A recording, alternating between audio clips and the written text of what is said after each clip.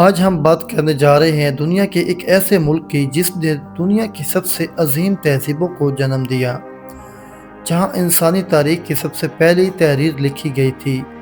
مسلم دنیا کے شیر دل لیڈر صدر صدام حسین کا ملک بھی یہی تھا۔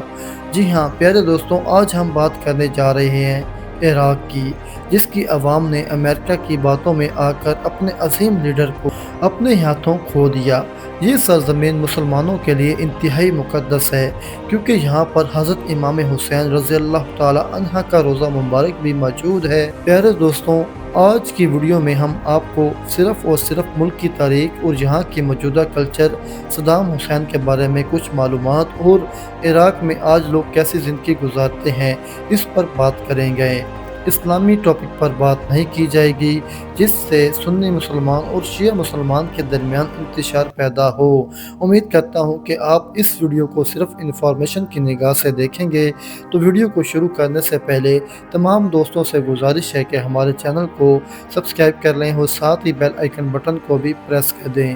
ویڈیو اچھی لگنے پر دوستوں میں بھی شیئر کریں۔ عراق، جس کا official name republic of Iraq ہے، اردو میں اسے جمہوریہ عراق بھی بولا جاتا ہے۔ عراق کو ایک لینڈ لاک کنٹری مانا جاتا ہے۔ لینڈ لاک کا مطلب ایسا ملک جس کو کسی بھی جانب سے سمندر نہ لگتا ہو، لیکن عراق کے علاقہ الزبیر کی جانب سے خلیج فارس کی بالکل نہ ہونے کے برابر سمندری ساحلی پٹی بھی لگتی ہے، جو کسی بھی حساب میں نہیں آتی۔ یہ مشرق وسطیٰ کا ایک خوبصورت ملک تھا جسے امریکہ کی نظر لگ گئی۔ اس ملک کی سرحدیں شمال میں ترکی، مشرق میں ایران، جنوب مشرق میں خلیج فارس اور کویت، جنوب میں سعودی عرب، جنوب مغرب میں اردن اور مغرب میں شام سے ملتی ہیں۔ پیارے دوستوں، عراق کا کل رقبہ 4,83,171 مربع کلومیٹر ہے، جس حساب سے یہ دنیا کا 58واں بڑا ملک ہے۔ عراق میں بولی جانے والی آفیشیل زبانیں عربی اور کردش ہیں۔ اس کے علاوہ ترکش، آرمینی، فارسی اور انگلش زبانیں بولی جاتی ہیں۔ اس کی کل آبادی 4,35,00,000 لوگوں پر مشتمل ہے۔ اس حساب سے دنیا کا 35واں بڑا ملک بنتا ہے۔ عراق کا دارالحکومت بغداد ہے، جو ملک کا سب سے بڑا شہر ہونے کا اعزاز بھی رکھتا ہے۔ عراق کے دارالحکومت قاہرہ کے بعد بڑا عرب دنیا کا سب سے بڑا شہر بھی ہونے کا اعزاز بھی رکھتا ہے۔ یہ شہر دریائے دجلہ پر واقع ہے۔ دوستوں، 762 میں بغداد کو عباسی خلافت کے دارالحکومت کے لیے چنا گیا۔ چند ہی عرصے بعد یہ شہر مسلم دنیا کا ایک اہم ثقافتی اور تجارتی شہر بن گیا۔ یہ شہر دنیا کا ایک اہم تعلیمی مرکز بھی تھا۔ اس شہر نے سینٹر آف لرننگ کے طور پر دنیا بھر میں شہرت حاصل کی۔ معزز دوستوں، اس شہر کا کل رقبہ دیکھا جائے تو 673 مربع کلومیٹر ہے۔ یہ ایک میٹروپولیٹن سٹی ہے۔ اس شہر کی کل آبادی 81,26,755 لوگوں پر مشتمل ہے۔ عباسی اسلامی سنہرے دور میں بغداد دنیا کا دوسرا سب سے بڑا شہر ہونے کا اعزاز بھی رکھتا تھا۔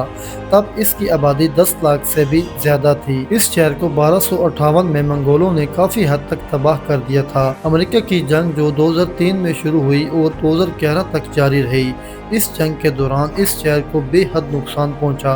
بغداد کا قدیمی اور ثقافتی ورثہ بہت زیادہ تباہ ہوا۔ اب ہم بات کرتے ہیں عراق کے مختصر سی تاریخ۔ تو عراق کی سرزمین دنیا میں بسنے والے پہلے انسانوں کا ثبوت دیتی ہے۔ گزرے وقتوں کے قدیم اثرات یہ ثابت ہوا کہ یہاں سب سے پہلے سمیری قوم آباد تھی، جن کے بعد شامی لوگ یہاں آ کر آباد ہوئے، جن کا مرکز بابل ہوا کرتا تھا۔ مسلمانوں نے اس سرزمین پر پہلا حملہ حضرت خالد بن ولید رضی اللہ تعالی عنہ اور حضرت عمر فاروق رضی اللہ تعالی عنہ کے دور حکومت میں کیا۔ 750 میں یہاں عباسی حکومت قائم ہوئی، جو ایک طویل عرصے تک رہی۔ 1258 میں یہاں منگول، ترکمان اور صفائی قوموں کا سلطنت قائم ہو گئی، جو تقریباً 3 صدیوں تک قائم رہی۔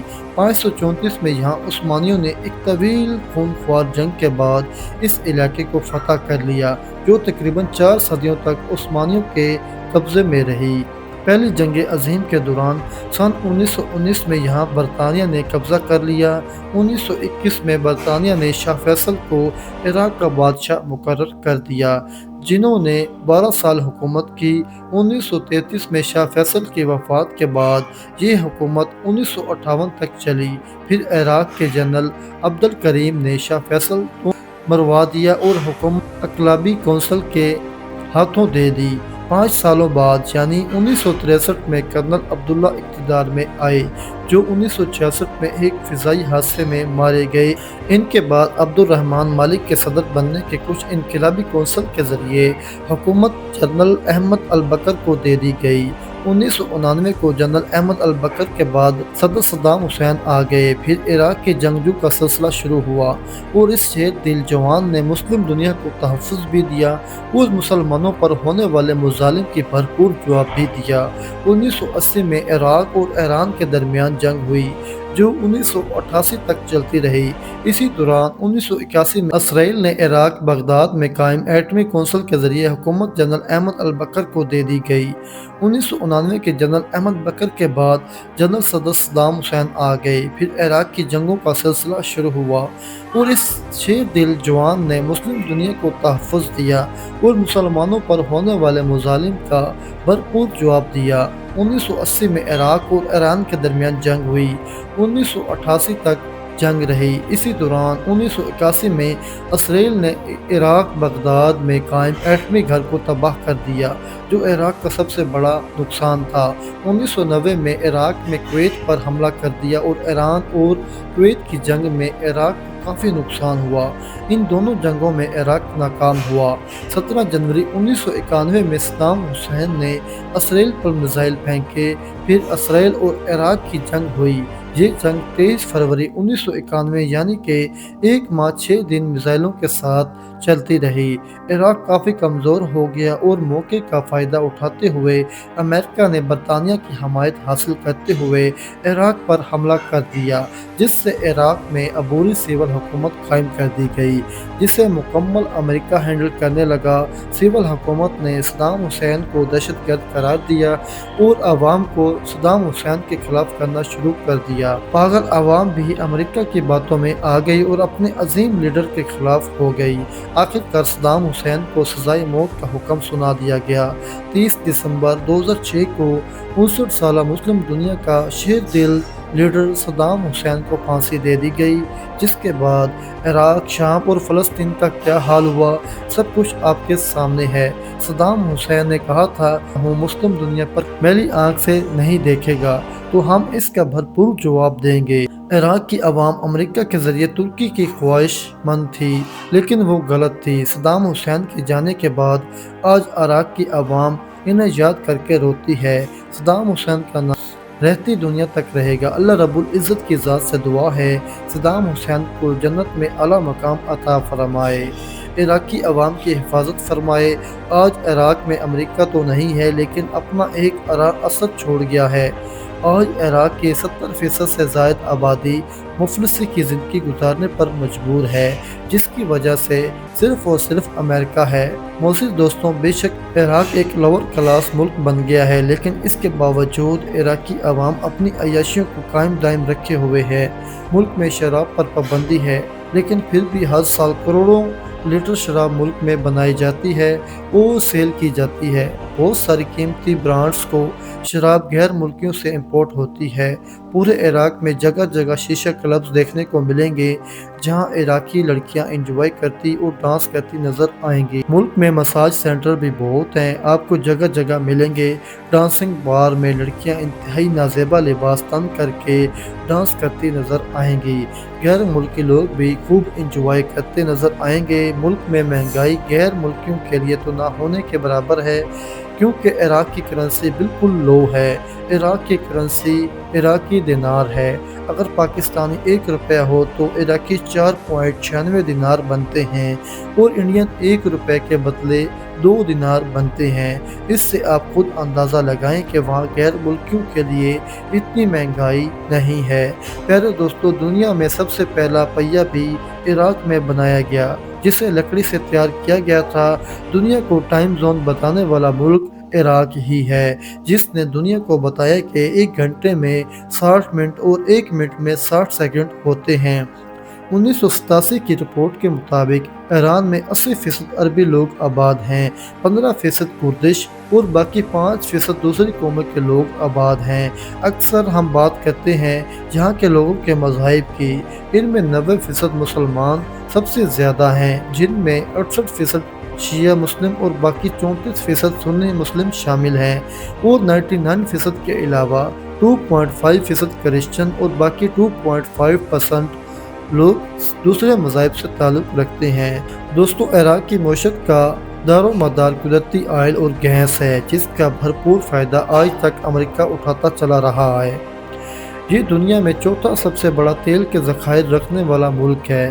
تو اب ہم بات کرتے ہیں کربلا شہر کی، جسے مسلم دنیا اچھے سے جانتی ہے اور بے پناہ محبت بھی کرتی ہے۔ اس شہر میں ہمارے پیارے حضرت حسین رضی اللہ تعالی عنہ کا مزار مبارک بھی موجود ہے، اور حضرت غازی عباس علیہ رحمۃ اللہ علیہ کا مزار بھی مبارک موجود ہے، جو تمام امت مسلمہ کے لیے انتہائی مقدس اور عظیم ہے۔ شیعہ مسلم سال میں 2 دفعہ زواری کے لیے آتے ہیں۔ دنیا کے 56 سے زائد ممالک سے لوگ پیدل یہاں سفر کرتے ہیں۔ ویسے تو پوری دنیا سے مسلمان ان ہستیوں کے پاس جانے کی خواہش مند رکھتی ہیں۔ اللہ تعالیٰ سب سے دعا ہے کہ اللہ تعالیٰ ہمیں اپنے گھر کی اور ان تمام مقدس مقامات کی زیارت نصیب عطا فرمائے، آمین ثم آمین۔ کربلا شہر کا کل رقبہ 42 مربع کلومیٹر ہے، اور اس شہر کی کل آبادی 12,18,732 لوگوں پر مشتمل ہے۔ دوستوں، عراق کی سرزمین پر امام موسیٰ کاظم رضی اللہ تعالی عنہ اور اس کے پوتے سید محمد تقی جواد رحمۃ اللہ علیہ کا مزار مبارک بھی موجود ہے۔ حضرت امام موسیٰ کاظم آل نبی اولاد علی ہے۔ ان کی پیدائش 745 مدینہ منورہ میں ہوئی، اور انہیں القاظم کے لقب سے جانا جاتا ہے۔ پورے عراق میں سڑکوں کا ایک وسیع عریض جال بچھا ہوا ہے، بہت سی جگہ پر بمباری کی وجہ سے تباہ کی گئی سڑکوں کے ساتھ ملک میں بھی جاتی ہیں۔ عراق میں ٹرین کا بہترین نظام موجود ہے، لوگ زیادہ تر سفر ٹرین کا کرتے ہیں، حتیٰ کہ دوسرے ملکوں سے بھی لوگ ٹرین کا سفر کر کے یہاں آتے ہیں۔ عراق میں بس ٹرانسپورٹ اور ٹیکسی کا کام بہت زیادہ ہے، جس کی وجہ سے سارا سال پوری دنیا سے زائرین کا آنا۔ ٹورسٹ انڈسٹری عراق کی سب سے بڑی معاشی انڈسٹری ہے، جس سے ملک کو بہت زیادہ سہارا ملتا ہے۔ پاکستان سے بائی روڈ بسیں عراق جاتی ہیں، اور ہر سال لاکھوں پاکستانی بائی روڈ سفر کرتے ہیں۔ عراق کا GDP $512 بلین ہے، اور یہاں کے لوگوں کی فی کس آمدنی $121 ہے۔ عراق میں ڈرائیونگ رائٹ سائڈ ہے۔ عراق میں 13 ایئرپورٹس موجود ہیں۔ عراق کا قومی airline Iraq airline بیس ہے۔ دوستو، عراق کی سرزمین زیادہ تر خشک ریگستان ہے۔ ملک کا 45% رقبہ پہاڑ اور میدانی علاقوں پر مشتمل ہے۔ عراق میں تعلیم کی شرح صرف 55% ہے۔ لوگ زیادہ پڑھے لکھے نہیں ہیں، خاص طور پر عراقی لڑکیاں زیادہ پڑھی لکھی نہیں ہیں۔ ملک میں ہیلتھ کا شعبہ نہ ہونے کے برابر ہے، لوگ ادویات اور علاجات کا اخراجات افورڈ نہیں کر پاتے۔ دریائے فرات اور دریائے دجلہ کے قریبی علاقے مکمل طور پر سرسبز ہیں۔ ان علاقوں میں بزنس بھی بہت زیادہ ہے، زیادہ تر کاشتکاری بھی ان دریاؤں کے قریبی علاقوں میں کی جاتی ہے۔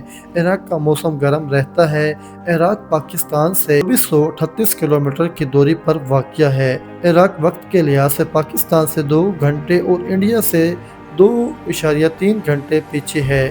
عراق کی سرزمین اسلامی تاریخ سے مالا مال۔ عراقی لوگ انتہائی خوبصورت ہوتے ہیں، خاص طور پر نوجوان لڑکے لڑکیاں بہت ہی خوبصورت اور اٹریکشن رکھتے ہیں۔ پیارے دوستوں، یہ تھی ہماری عراق کے اوپر بنائی جانے والی آج کی دلچسپ ویڈیو۔ اگر آپ کو ہماری یہ ویڈیو پسند آئی ہو تو ہماری ویڈیو کو لائک اور ہمارے چینل کو سبسکرائب کر لیں، ساتھ ہی بیل آئیکن بٹن کو بھی پریس کر دیں تاکہ ہماری ہر آنے والی ویڈیو کا نوٹیفیکیشن آپ کو ملتا رہے۔ دوستوں، ملتے ہیں ایک بریک کے بعد۔ اللہ حافظ۔